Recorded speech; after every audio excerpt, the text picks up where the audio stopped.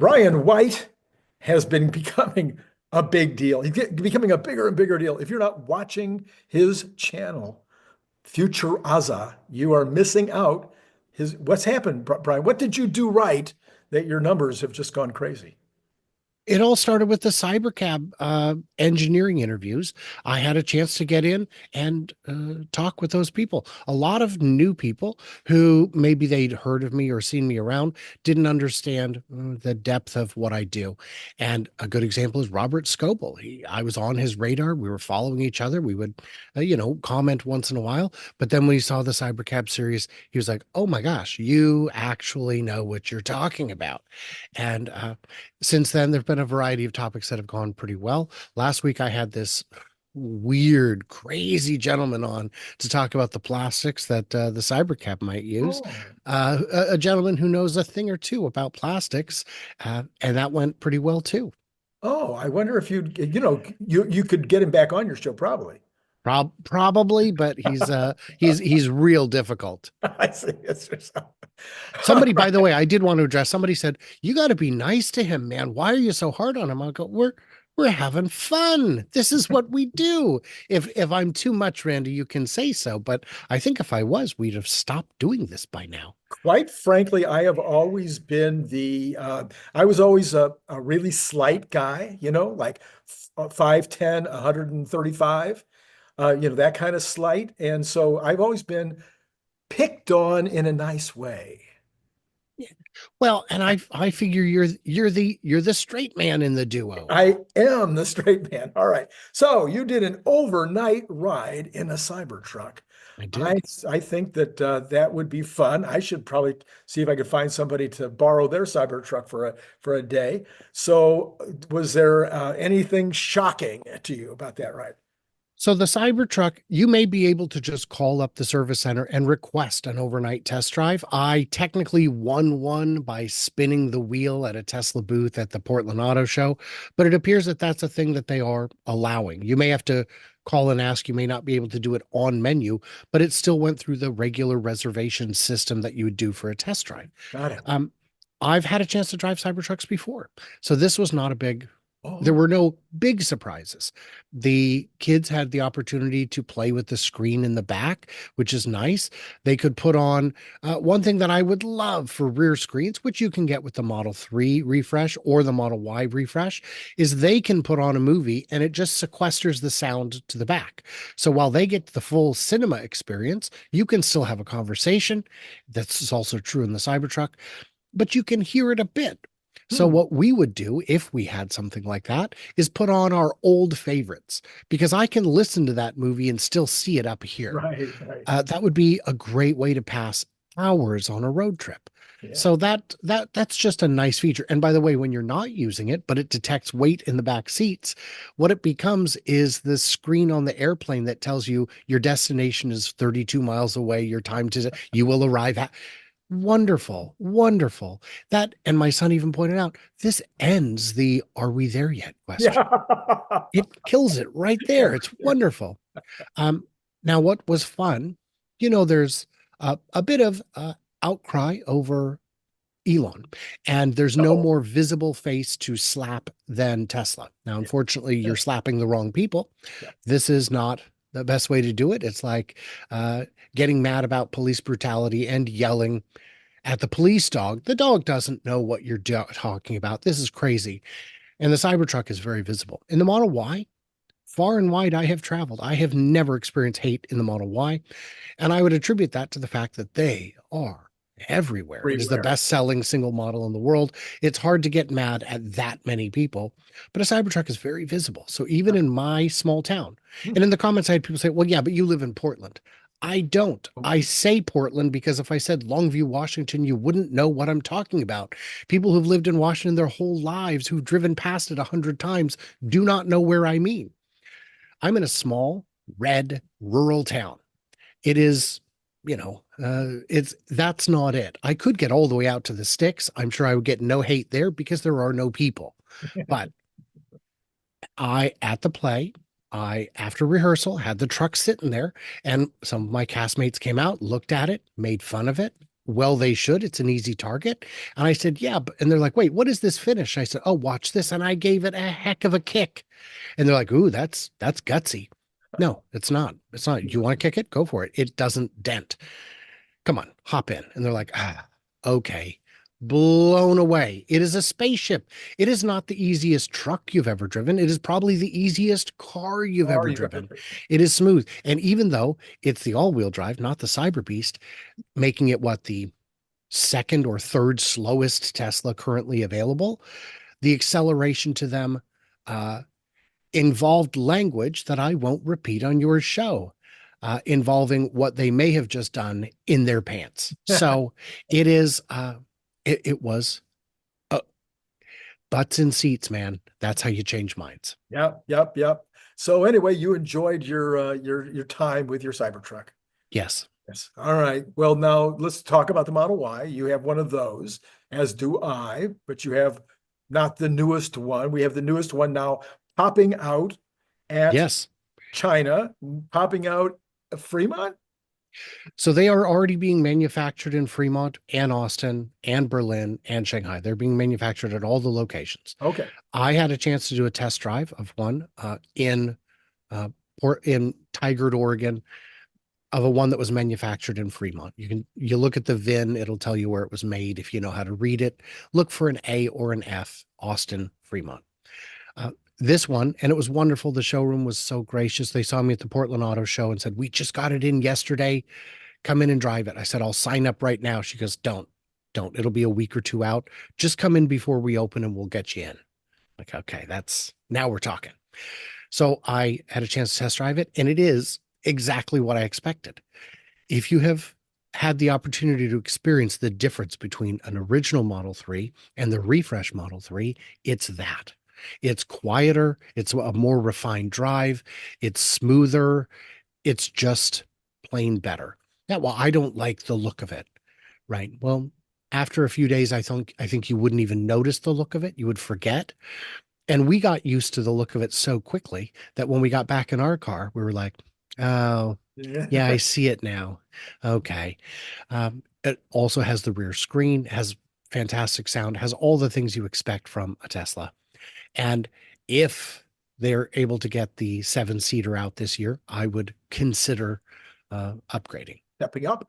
So we have some production in all 4 factories. Everybody's very concerned about first quarter sales. Do we have any kind of, we've heard rumors, I've heard rumors at least about Shanghai being up to 2,000 a week, which would be pretty close to full production. Have you heard any rumors about the other 3 locations in terms of how they're doing on their ramp? On the other locations, I have not. Okay. The idea that Shanghai would spool up to what we would consider full production with that quickness is not surprising. It would be surprising if they hadn't. The political headwinds, I don't think apply in China and Southeast Asia the way they do in the US. So that is the one factory that I will say with confidence I have no concerns about. The other factories, I don't know as much. I think it might be too soon to say. Well, I will tell you, it is definitely too soon to say, because even if there's a massive headwind, even if sales are going to be down 50%, we won't be able to see it until they ramp to 50% to hit that level. And I don't think it would be a 50% headwind. Q1 is going to be bad. It is gonna. Q1 is always historically the lowest quarter. And Tesla's best-selling vehicle, manufactured in 4 of its factories, is retooling simultaneously globally. That's going to hit deliveries. I had already revised my Q1 down to 480. I'm going to be revising it down, I think, significantly from there. Is this the end of the road? I don't think so. I think there's far, far too many people in the middle who just want the best value. I still get people saying, well, the Cybercab, no one is going to take it because of the stigma. Yeah, that's not how it works. Do you know how much the impact of the boycott Amazon movement has cost Amazon? I'm pretty sure the answer is nothing. Nothing. Because do you want the product or not? You can buy it from someone who isn't Amazon. I saw a post from someone who said, I'm boycotting Amazon. I went out of my way. I went to this little store. I paid way extra. And then the Amazon box arrived. Yeah, right. Yeah, and by the way, I also saw I can't remember what I've done with that article now, but an article this morning that came out. They did some polling, and it turns out that Democrats are 10% less likely to buy a Tesla going forward, and Republicans are 11% more likely to buy it. So that's I like that could be a kind of a middle ground. I'm surprised that the polling would say only 10% less likely because um, on a poll of something like that, I can imagine being people being hyperbolic, Mhm. people wanting to exert an opinion, whether or Right, not right, it's what they really feel in their heart. right. So I think 10% is a lot lower than I expected, which is Yeah, great. yeah, But it won't matter until we see the sales. that's right. There are definitely some people who have bought a Tesla because of Elon's shift in politics. Right. And there are definitely people who have not bought a Tesla or are getting out of Tesla because of it. My selection bias for my personal experience is I only know people who are already in the Tesla space, who have been for years, who've been following me for years. The new people coming into the space, I'm not as likely to see them.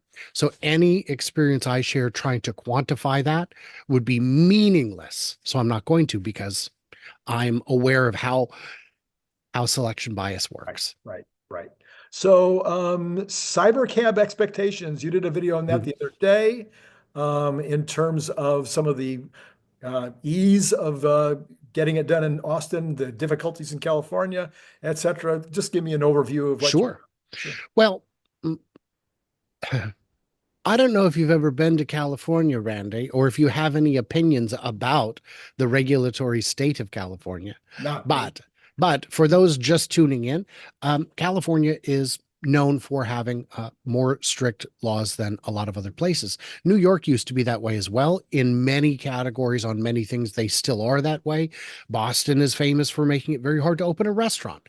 Um, for you to get approval to operate a driverless vehicle in California, there are a series of hurdles.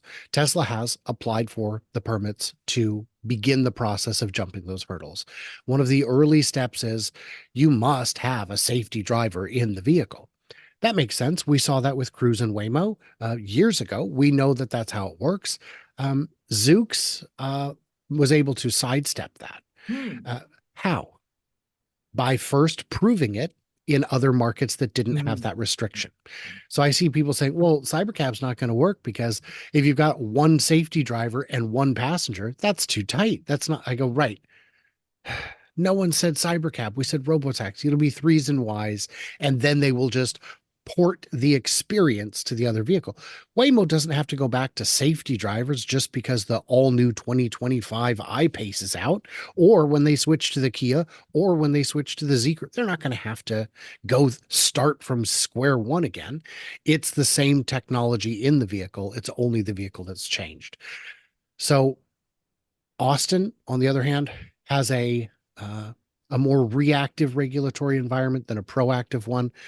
If Tesla believes it'll work, they're able to make it work. And the big takeaway is, well, why aren't they letting me necessarily get in on that first wave of action? And the answer is because Tesla doesn't yet know what the ratio of supervisors to vehicles will be. Hopefully it'll be, 1,000 to 1 or 10,000 to 1, but we don't know yet. Right. And as long as they own the vehicles, they can not just control how many people are in the control center, but how many vehicles they're controlling.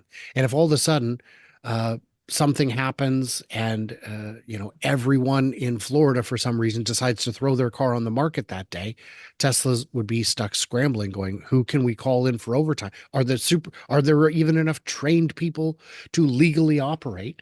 It allows them to scale more smoothly in the early days while the numbers are still getting large enough that the law of averages can apply.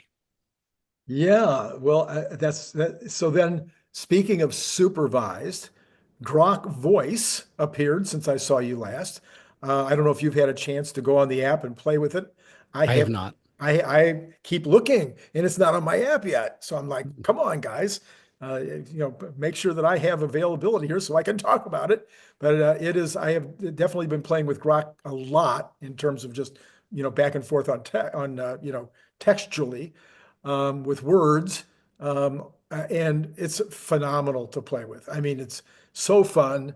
It's always, you can set different characters, of course, but if you use even the blandest of the characters, their responses are so human-like. It's so I can't. I'm just excited to see how that all plays out in the car. Hmm. Yeah, it'll be interesting to see. I trust AI for things like entertainment. I don't trust it for news. When someone responds to me in the comments saying, well, Brian, you're wrong because Grok said this or Google Assistant said this, and I read it and I'm like, oh, guys, you got to stop. Every time a new AI version comes out, I ask it a question I know the answer to extremely well.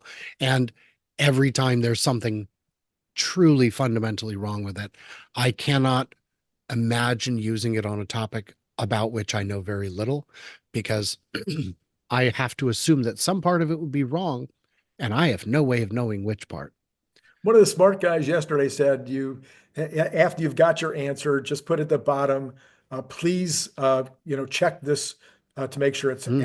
it's accurate, and then it'll go back in Hmm. and see if it can find. I've also had just yesterday, I had a situation on a very newsworthy, immediately breaking story, and I knew that the information seemed a little odd to me, and I went and looked for the story I thought already existed, gave the Grok the URL for that story, said, how come you didn't include this in the analysis?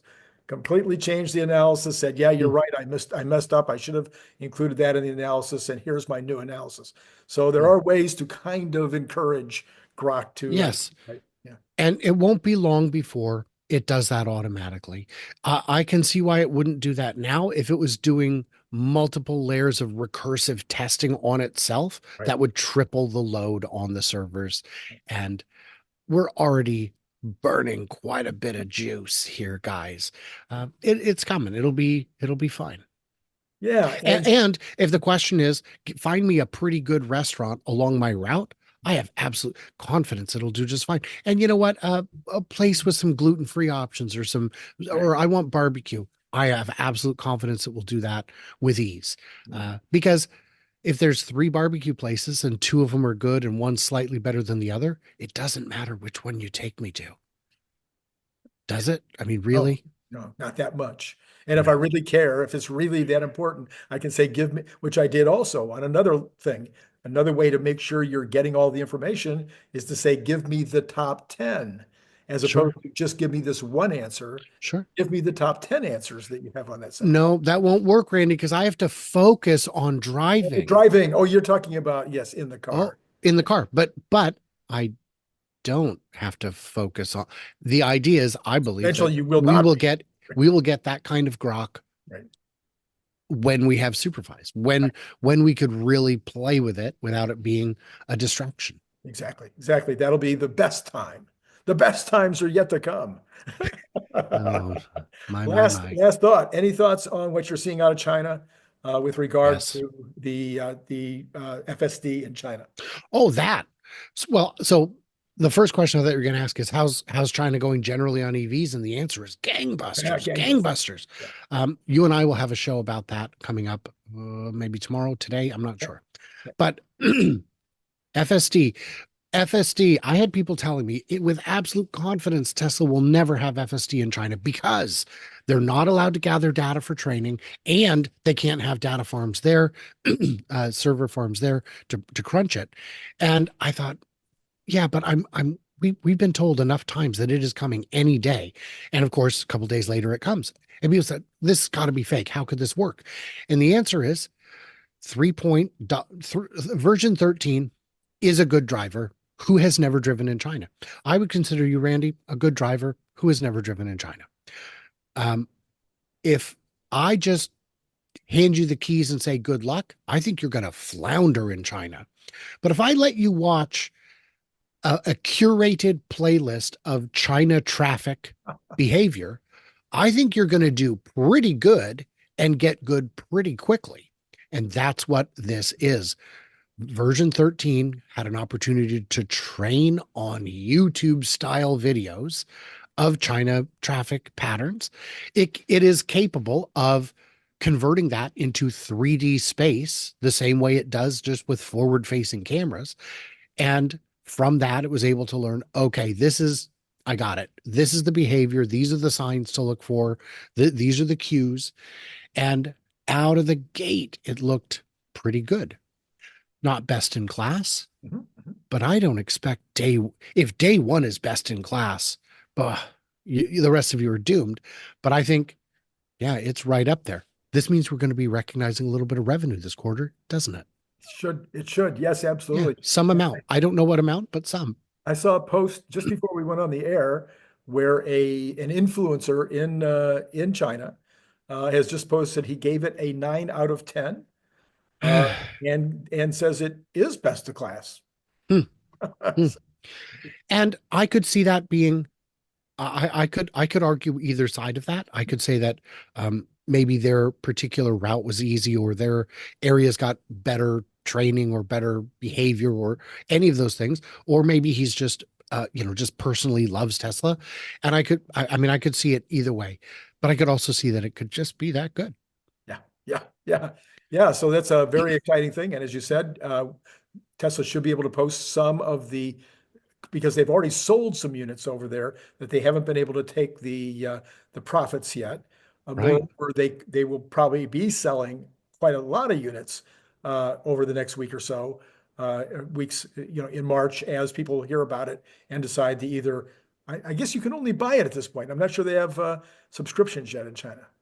I don't know if that's the case. What I'd heard was that the people who got first wave access were ones who had purchased. I Yes. don't know if that means that subscriptions are not available. I don't have that information handy. All right, Brian, I think we've gotten through my list for today. Maybe we'll do it again tomorrow. I don't know. What do you think? I think that's worth dreaming about. You have to put it on your dream board, make it a reality. All right, Brian. Thank you so much for coming on board. And to all of you out there, it has been great talking to you.